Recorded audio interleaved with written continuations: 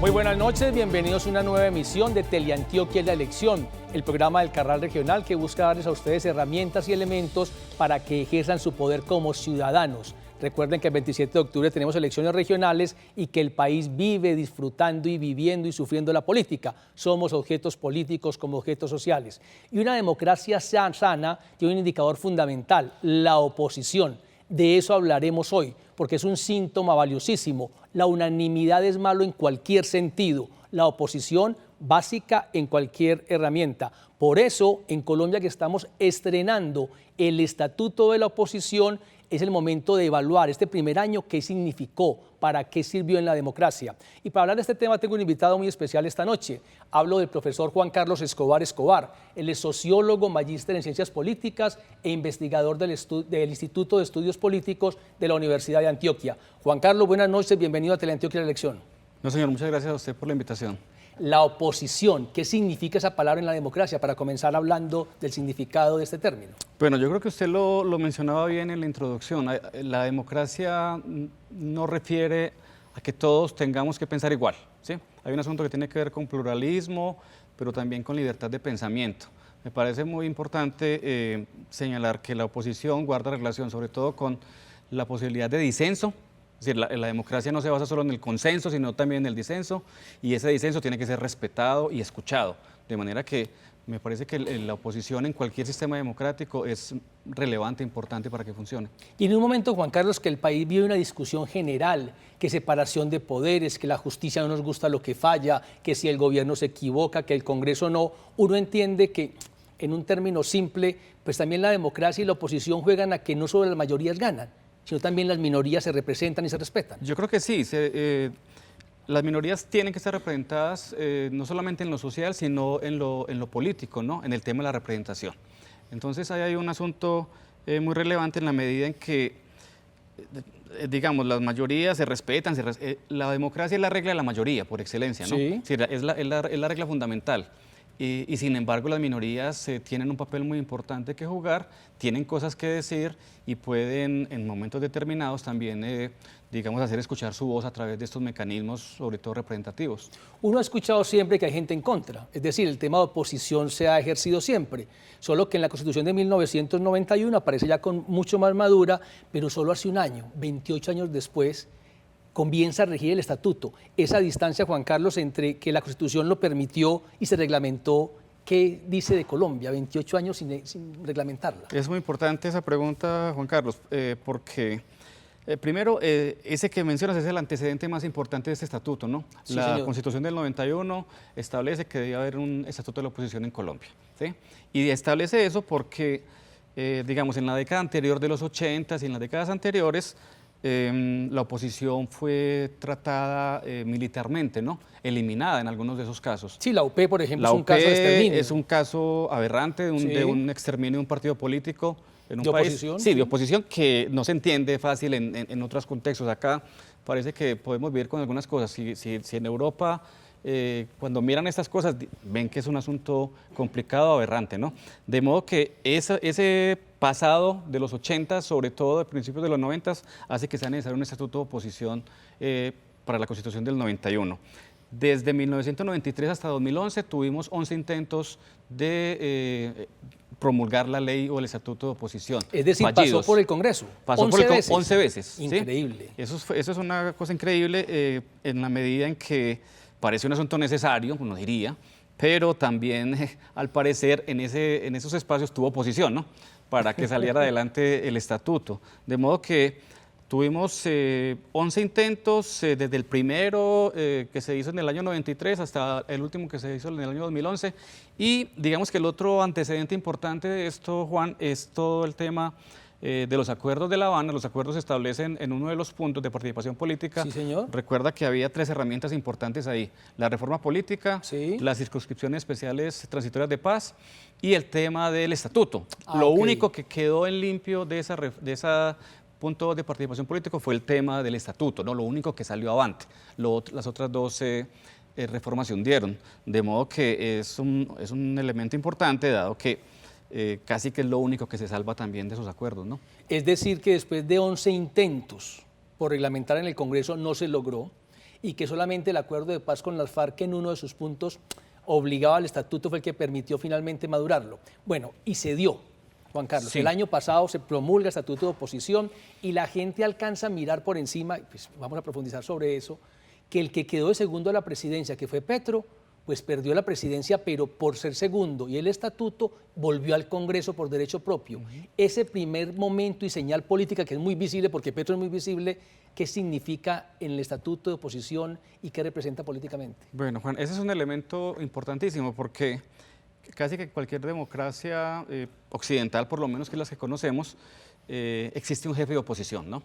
Existe una oposición y un jefe de oposición. Se supone que el que llegue segundo en las presidenciales, como lo dijiste, puede acceder a esa curul. Puede decir que no también. Ah, sí, Petro puede haber dicho, yo no puede quiero haber ser dicho senador. que no. Tiene 24 horas después de la elección para decir sí o no. ¿Sí? Sí. Y bueno, él lo asumió. Digamos que le interesaba pues, estar allí. Ese es un asunto importante porque de alguna manera lo que pone en evidencia es la importancia también de las elecciones uninominales, ¿sí?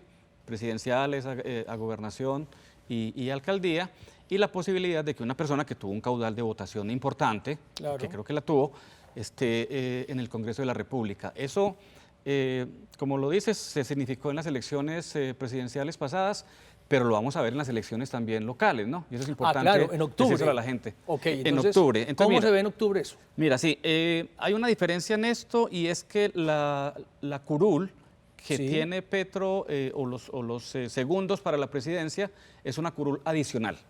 Ok, ¿sí? expliquemos. Que se suma a las curules que tiene el Congreso. Es decir, siempre Senado de la ha existido República. los 100 de siempre, los 2 indígenas, Exactamente. los 5 de las FARC 107 y esta oposición Exactamente. sumó un 108, Perfecto, creó una sí. nueva curul en el Senado. Esas son las cuentas, Sí, ¿no? Bien sí, hechas. sí, señor. Esas son las matemáticas. Son 108, esa es una curul adicional. Adicional. Es importante decirlo. ¿En gobernación cómo es? En gobernación y alcaldía, Sí. la curul no es adicional y pasa lo siguiente.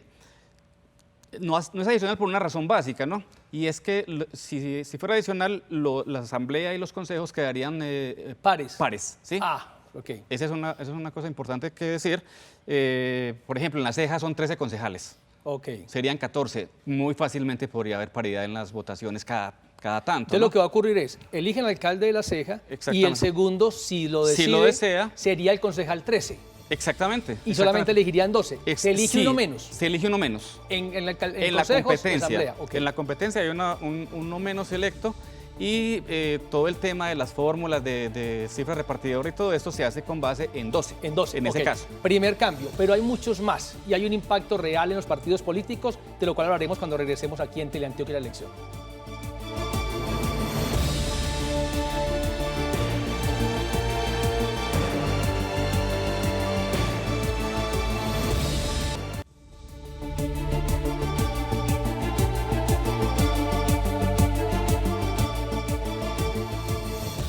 Regresamos hablando del estatuto de la oposición. Una democracia sana necesita de la oposición y en Colombia llevamos un año estrenando el estatuto y Juan Carlos Escobar está ayudando a entender qué significa. Ya hablamos del símbolo del candidato presidencial que perdió, pero el estatuto también, Juan Carlos, lo que dijo es los partidos políticos se comportan distinto. ¿Qué les dijo a los partidos políticos y qué hemos visto este año? Bueno, lo primero, Juan, es que tiene que haber una declaratoria de los partidos frente al gobierno. ¿sí? Es decir, en junio ganó Duque. En junio ganó Duque con una coalición. Listo, sí, encabezada por un partido llamado Centro Democrático y por otras fuerzas que lo apoyaron. Sí, señor. Se supondría que ese partido y esas fuerzas que lo apoyan son partidos de gobierno. Ok. Y deben declararse así ante el Consejo Nacional Electoral. Se tienen que hacer su declaratoria de partidos de gobierno. Y ese es como el más lógico, ¿no? Ok.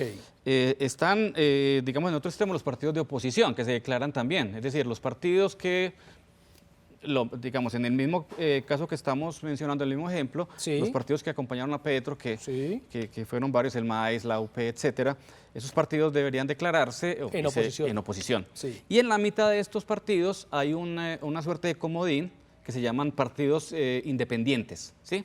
Y esa figura se ha usado por algunos, digamos, el Partido Liberal y tal vez Cambio Radical, que son los dos partidos que son partidos grandes además, que inclinan la balanza para uno u otro lado y que son partidos que se declaran Independientes. en independencia. Sí. Eso tienen que hacer los partidos un mes después de electo el presidente. Es decir, en junio del año pasado se eligió Duque y en julio los partidos dijeron, yo soy o de oposición, o independiente, o de gobierno, que antes no hacían eso. Perdón, no Juan, una declaraban. aclaración. Sí. Un mes después de posesionado el presidente. Del 7 de agosto. Debería ser un Sí, mes sí, después sí, de electo el presidente 7 para de evitar septiembre. algunas cosas, pero, Sí. pero es un mes después de posesionado posesionado. al presidente. Ok.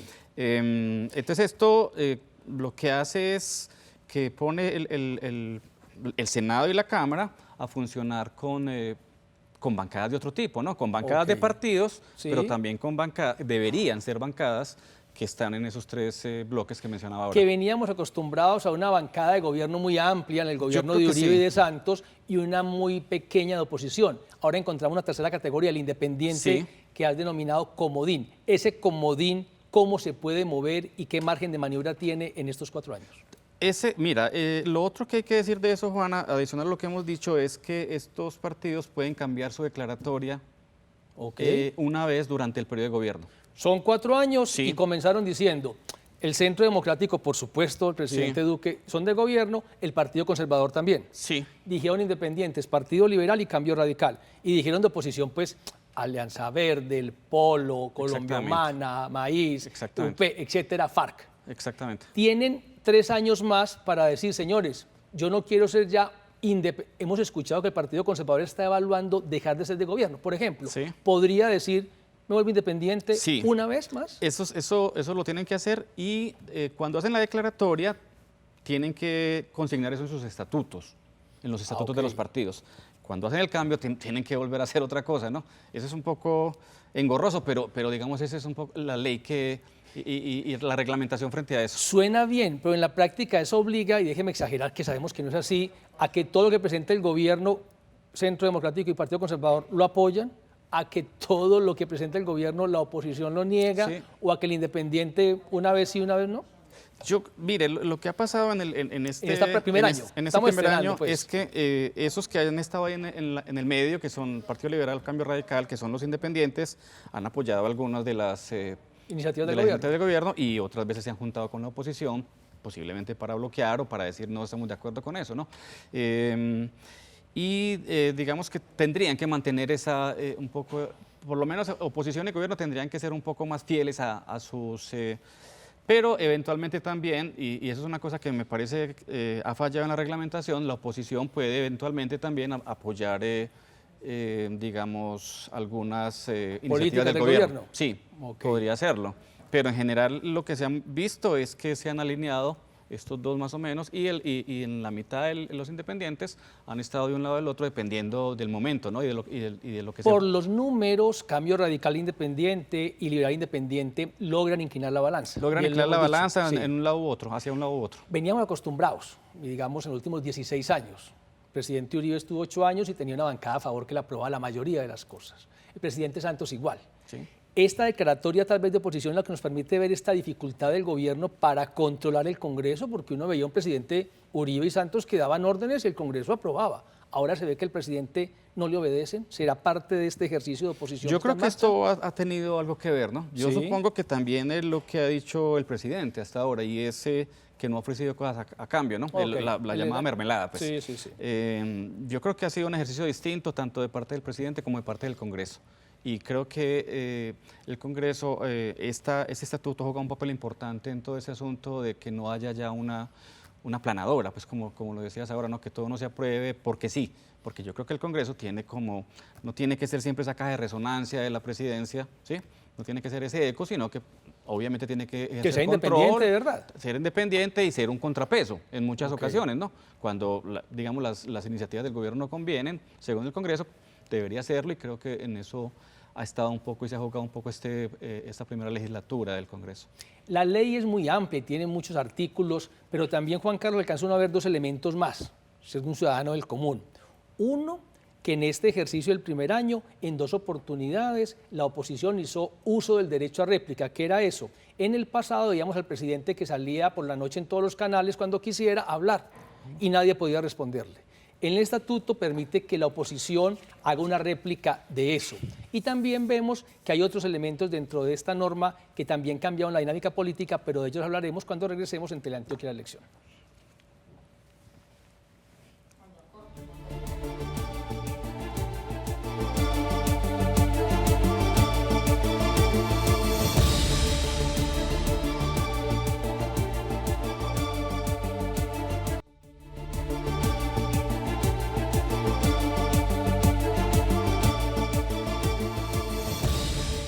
Seguimos hablando esta noche de un indicador fundamental de una democracia sana, la oposición. Y en Colombia llevamos apenas un año estrenando el estatuto de la oposición. Ya hemos hablado que el segundo de la presidencia es el senador, hemos hablado de que los partidos se declaran de oposición, de gobierno independientes, pero también, Juan Carlos, nos fuimos al corte hablando del derecho a réplica, donde en este año hemos visto en 2 oportunidades la oposición salir en televisión con el mismo tiempo, a la misma hora, al presidente a decirle no estamos de acuerdo. Este tipo de réplicas, ¿qué valor tienen frente a la democracia y la ciudadanía? Bueno, Juan, hay una aclaración pequeña, sí, señor. Si me permites. Claro. Esto está enmarcado dentro de uno de los derechos que tiene la oposición, es el acceso a medios. ¿sí? Ah, ok, en general, no solo esa réplica. Sí, okay. Exactamente.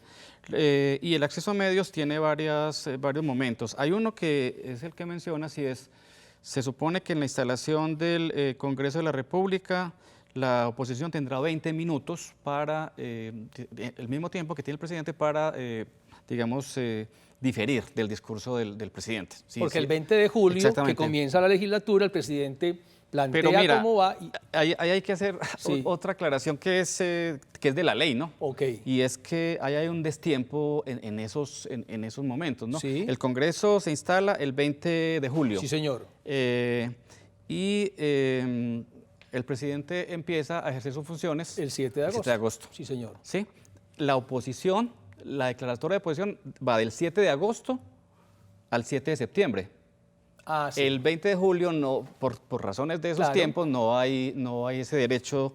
Pues se pierde ese derecho, exactamente, aunque esté declarado. Ese es un asunto que es importante decirlo, que deben ajustar para la reglamentación. Okay. Sí, señor.